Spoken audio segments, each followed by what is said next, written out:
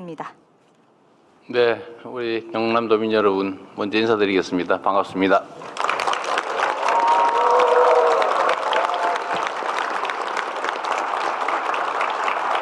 그리고 여기 우리 경남지사께서도 오셨는데, 거기 왜 맨 뒷줄에 가 계세요, 근데? 그랬어요? 잠깐 인사 한번 하시죠. 네, 우리 지사님 박수 한번 부탁드립니다. 그리고 우리 국회의원님들도 여러 분 나오신 것 같네요. 네, 제가 5분이 오셨군요. 우리 민홍철 의원님, 앞으로 좀 나오십시오. 그래도 얼굴도 한번 보여드리면 좋지 않겠어요?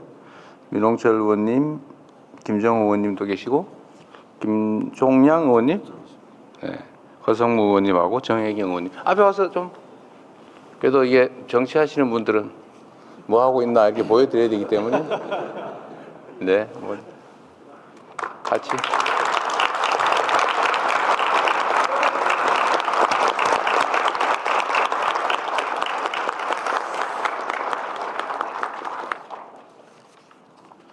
네, 경남이 멀긴 머네요.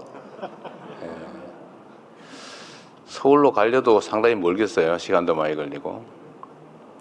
제가 조금 전에 오전에 이제 남부 내륙철도 착공식을 갔다 오면서 그런 말씀을 드렸습니다. 이 대한민국의 국토 균형 발전은 이제 생존 전략이다. 그러니까 지금까지는 이제 그런 게 있었죠. 지방이 좀 형편이 어려우니까 좀 지원도 해주고 좀 도와주고 더 배려해야 된다. 이렇게 생각을 했는데 이제 그렇게 생각하면 안 되는 시대가 됐습니다. 대한민국이 보시면 알지만 요새 그 서울 수도권은 지금 집값 때문에 시끄럽죠. 제가 요새 그 때문에 좀 힘들어요. 저항 강도가 만만치 않습니다. 그래도 이게 뭐 아파트 한 평에 3억씩 한다는 게 이게 말이 됩니까, 그게? 평당 3억, 평당 3억. 여기는 아파트 한 채에 3억. 그 정도. 누가 그런 얘기 하더라고요. 홍준표 의원께서 그러셨나? 서울 아파트 한 채 값이면은 어느 지역에는 아파트 한 동을 산다고? 실적이 맞아요. 이게 객관적 가치가 실제 그랬냐? 그럼 말이 안 되죠. 똑같은 돈을 예를 들면 뭐 아파트 한 채 뭐 100억, 뭐 80억, 그게 도대체 나는 이해가 안 되는데, 물론 개인들이 특별한 이유 때문에 나는 뭐 200억이라도 좋아, 뭐 그런 사람들 그 돈 내고 사는 건 뭐라고 그러지는 않습니다. 그럴 수 있죠. 그러나 평균적으로 그런 가격을 향해서 다 올라가면 과거의 일본처럼 잃어버린 20년 그런 일들을 우리가 겪지 않을 수가 없습니다. 언젠가는 막바지가 있지 않겠어요? 영원히 하늘 끝까지 올라갈 수는 없죠. 언젠가는 정상을 벗어난 것은 반드시 또 제자리를 돌아오는 게 세상의 이치죠. 근데 그때 엄청난 고통이 있습니다. 그래 되면 안 되고, 또 그 과정에서도 많은 문제들이 발생하죠. 왜 이렇게 됐냐? 근본적으로 수도권 집중 때문입니다. 지금도 계속 수도권은 인구가 늘어나잖아요. 계속 서울로 가요. 이 지역에서도 젊은이들이 서울로, 경기도로, 인천으로 가는 문제 때문에 동네에 문제가 되고 있죠. 잘 아시겠지만 그게 누군들 가고 싶어서 가겠습니까? 여기 좋은 일자리 있고 가정 꾸려서 행복하게 살 수 있으면 뭐하러 가겠어요? 근데 그게 어려우니까 그런 거죠. 또 젊은이들이 떠나고 사람들이 떠나고, 그러니까 기업 입장에서도 저한테 그래요. 제가 맨날 그 기업인들 보면은 우리가 기업 활동 열심히 지원해 드릴 테니 저 지방으로 좀 가서 일자리도 좀 만들고 지방도 같이 삽시다. 이렇게 얘기하면 당연히 그래야죠. 딱 붙는 말이 그 말이에요. 가면 사람을 구할 수가 없어요. 우리도 사람을 구할 수 있으면 왜 안 가겠습니까? 땅값 싸고 또 편하고. 근데 문제는 사람이 없다. 이게 뭔가 잘못됐죠. 사람은 직장이 없어 떠나고 기업들은 사람이 없어서 못 오고. 이 문제를 누가 해결할 수 있어요? 정치가 하는 거죠. 그런 거 하라고 정치가 있는 겁니다. 정치라고 하는 게 그런 거죠. 우리 사회에 자원 배분 역할을 하는 거잖아요. 엄청 중요한 겁니다. 세상의 운명을 결정해요. 이 정치라는 거는 뭐 너무 잘 아시겠지만 사람으로 치면 머리 같은 역할을 하는 겁니다. 머리. 머리가 어떤 생각을 하냐에 따라서 동쪽으로 갈 수도 있고 서쪽으로 갈 수도 있고 절벽으로 떨어질 수도 있죠. 그게 머리가 하는 일이에요. 몸은 따라가잖아요. 정치라고 하는 것도 마찬가지로 이 생각하는 사람도 있고 저 생각하는 사람도 있고 우리 사회에 일로 가야 돼 하는 사람도 있고 저리로 가야 되는 사람도 있죠. 입장이 다양하니까. 근데 잘 대화하고 토론해서 합리적인 방향을 정하고 가야죠. 근데 그게 작동이 안 되는 경우가 있어요. 사람하고 사회하고 똑같다니까요. 머릿속으로 맨날 죽을 생각만 하는 사람이 있어요. 그럼 진짜 죽죠, 결국은. 맨날 살 생각만 하는 사람이 있어요. 잘 살 생각만. 그거 잘 살게 됩니다. 똑같은 조건이면. 정치도 마찬가지죠. 사회가 잘 되게 하려고 열심히 노력하는 사람들도 있고 나만 먹고 살고 세상은 죽든지 말든지 망하든지 말든지 이런 사람 있죠. 그런 사람들한테 맡기면 세상 망하는 거 아닙니까? 결국 그 사회의 자원을 배분하는 역할을 정치가 하게 되는데 문제는 이 정치는 정치인들이 하는 것처럼 보여도 결국은 누가 한다고요? 국민이 하는 거죠. 아, 저 사람이 잘하는구나. 기회를 한 번 더 줘야지. 저 사람 문제 있네. 다음엔 절대 못하게 해야지. 지금 당장 내쫓아야지. 라고 생각할 뿐만 아니라 실제로 행동해서 그렇게 만들면 정치하는 사람들이 자기 살아남기 위해서라도 국민의 뜻을 존중하지 않을 수 없지 않습니까? 너무 당연한 얘기죠. 그런데 왜 나쁜 사람들이 살아남을 수 있냐? 왜 이 사회를, 이 많은 국민들을 더 어렵게 만드는 사람들이 국민을 대표하는 자리에서 국민에게 해가 되는 일, 사회에 해가 되는 일들을 할 수 있냐? 실제로 하고 있는 경우가 있죠, 꽤. 요만큼 있다고 봐야 되겠죠? 실제 있습니다. 나는 노란색 좋아해. 부모 죽여도 노란색이 좋아. 내 인생 망쳐도 노란색 좋아. 이러면 이제 그건 노란색 구하기 쉽거든요. 뭐 이거 가면 팔잖아요. 더 예쁜 노란색 이런 거 사가지고 난 노란색 확실하지? 이렇게 살아남을 수 있으면 결국은 세상을 해치는 국민의 삶을 해치는 내 인생을 내 자식들의 삶을 망치는 사람들이 나를 대표해서 내가 내는 세금으로 내가 맡긴 권력으로 자기 이속을 챙기게 되는 거 아니겠습니까? 근본적으로 정말로 중요한 문제죠. 그래서 이 불균형 문제, 수도권 집중의 문제도 우리가 무슨 수를 써서라도 반드시 시정해야 됩니다. 나라의 모든 돈이 부동산 투기로 몰려가가지고 생산적 분야에는 돈이 제대로 가지도 않고 그래서 이게 이상하게 되면 사회가 건강하지 못하고 발전하지 못하게 되는 겁니다. 사람도 마찬가지잖아요. 이 손발하고 머리하고 다 이렇게 심장하고 다 건강해야지 골고루 다 피가 가고 영양이 가야지 심장에만 이만큼 몰려있고 머리 이쪽에만 한쪽이 이만큼 몰려있고 손발에는 피가 안 가서 썩고 이러면 살 수가 있겠습니까? 그래서 이 균형 발전이 정말로 중요하고 균형 발전이라고 하는 것은 결국 정치가 해내야 될 일이고 이게 우리 사회가 수십 년 한쪽 방향 쭉 달려왔기 때문에 또 수도권 집중 전략이 국가 성장에 도움이 됐기 때문에 이때까지는 그게 맞아 라는 생각을 잘 바꾸기 어렵습니다. 거대한 배가 한쪽 방향으로 쭉 가다가 방향을 반대 방향으로 틀려면 엄청난 에너지가 필요하죠.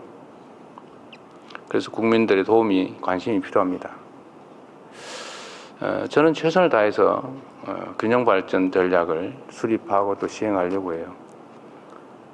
예를 들면 제가 재정 분야에서도 지방에 똑같은 조건이면 더 많은 재정을 투입한다.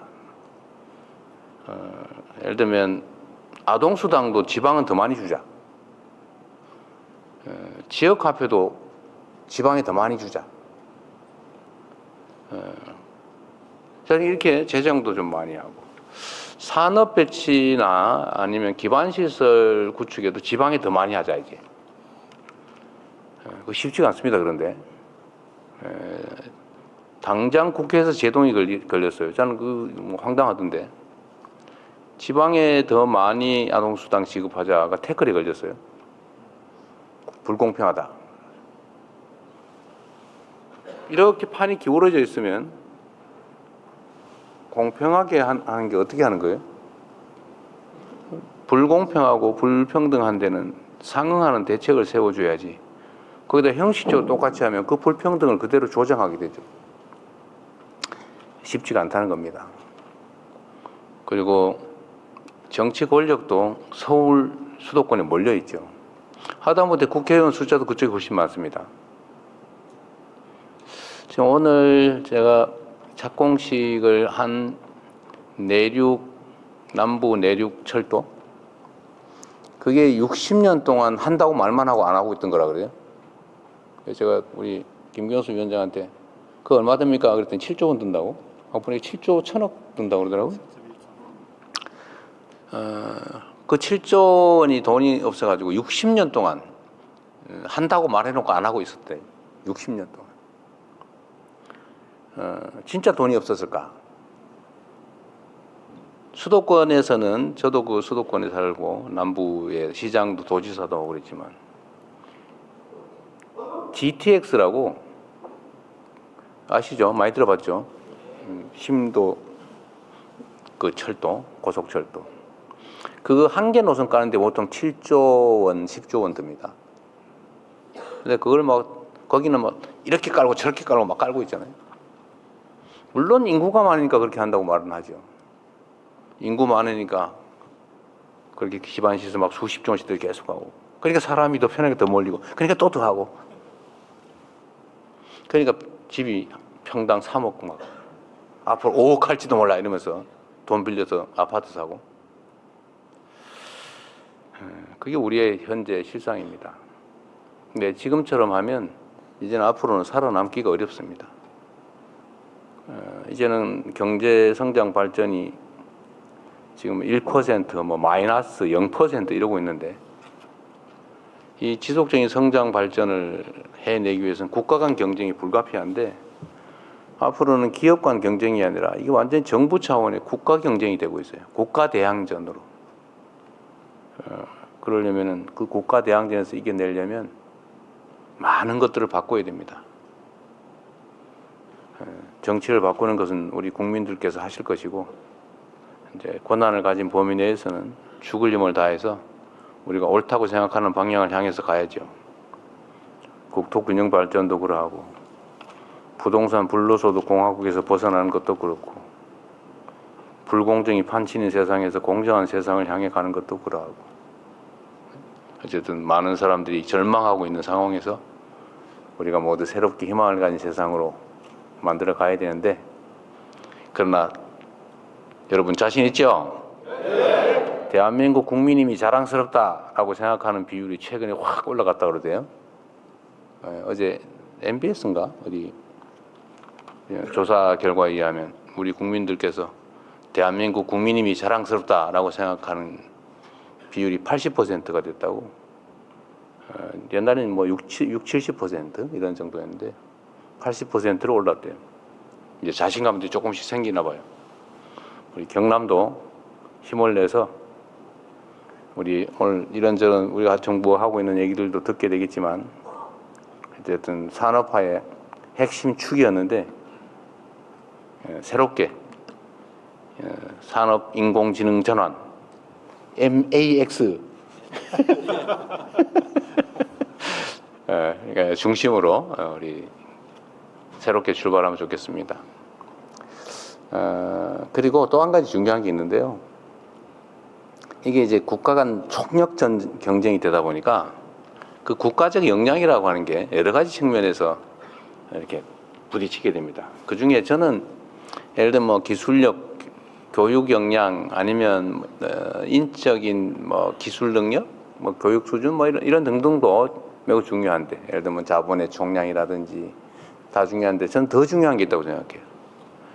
이제는 그 사회의 민주적 역량이라고 하는 게 저는 국가 간 경쟁의 핵심이 됐다고 생각합니다.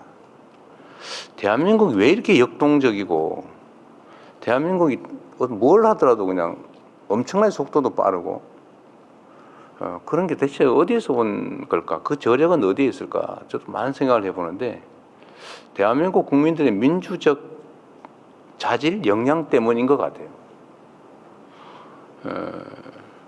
우리는 불공정한 거 잘 못 견뎌내거든요. 그리고 뭐든지 열심히 하잖아요. 제가 연구개발이나 기술개발 보면, 야, 우리나라 기술자들, 우리나라 기업들, 우리나라 연구자들, 과학자들 뭐 이렇게 빨리 잘 해내지? 이런 생각이 들 때가 많습니다. 제가 속으로 대단한 국민인데, 저도 자랑스러울 정도로. 근데 그 핵심은 역시 내가 주인이다, 내가 이 사회의 주체다 라고 생각하는 그 민주적 역량, 그게 대한민국의 큰 힘인 것 같습니다. 이 경남은 대한민국 민주주의의 또 본거지이기도 하죠.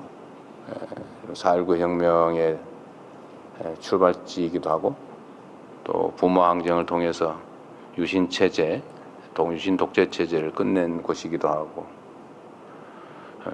저는 그 저력이 여전히 이 지역에 남아있다고 생각합니다. 근데 그 힘을 모아서 희망이 있는 새로운 지역으로 함께 나가면 좋겠습니다. 화이팅!